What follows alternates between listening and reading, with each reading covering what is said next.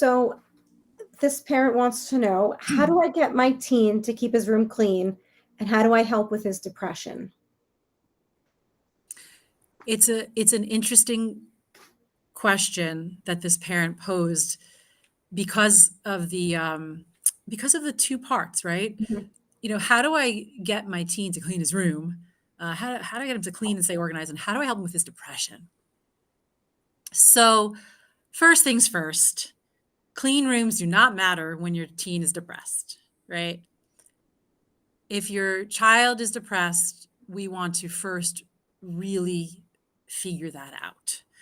Um, and I'll say to everyone, even if your kid is not depressed, um, fighting over messy rooms is a battle I've heard way too many times, and I think it uses a lot of wasted energy and creates a lot of stress. You as an adult might like your room clean. Most kids don't care. I would not make that a top priority in the battles you're trying to win with your kids, and maybe get in there and help them organize it a little bit on the weekend. But if your son is depressed, a few things I'll say. First of all, if it's getting worse, I really encourage you to seek professional help. Again, a great first point person is your school counselor. They can help connect you to a professional in the community.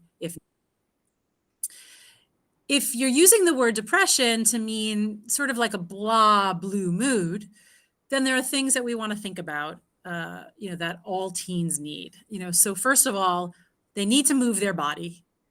If they sit a lot all day at school, if they're coming home and sitting, we know that, moving their body is something that is reliably connected to an increase in mood. It doesn't have to be a sport. It doesn't have to be getting on an exercise bike, just some fun movement. Go walk the dog, go ride your bike. If they do like to play sports, great. Turn on music and have a dance party. They just need to move their bodies. The other piece is important, peer connections, right? So if your son has friends, really helping to facilitate them spending time together in person. So if he's struggling to do that, get on the phone with the parent, or text the parent, like, trying to get my kid out of the house more. How about you? Should we drop them off at the park this weekend, or send them to the mall, or just come over and hang out together? Get them out, get them on bikes, get them outside. And then, the other piece that's really important is making sure that he feels like he has a useful part in your family. And this really starts with feeling like he belongs and that he's important in running the household.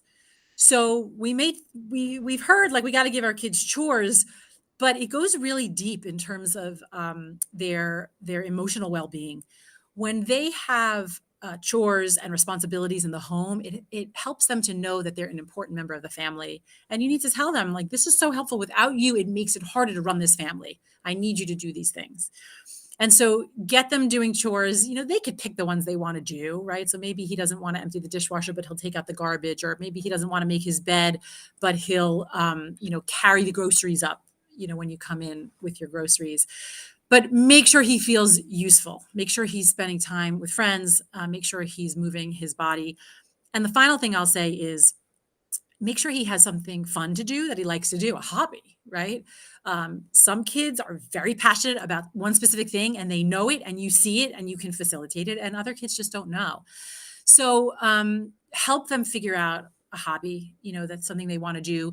You can even go online and search for like a hobby finder. There are some great tools for kids and teens that just list hundreds and hundreds of different types of things that you can do. And I think, when we're trying to find solutions to mental health, you have to take a holistic approach. It's not just one thing. Like when you have a headache, if you take an ibuprofen, then it might make the headache go away, done. But when we're talking about mental health, it's a long-term holistic issue. We need to think about our bodies, our minds, our connections with other people, and the joy and fun that we're having in our lives. So again, if it is getting worse, please do, seek help from a professional, but hopefully some of those things will help. I really hope that they do. Thank you.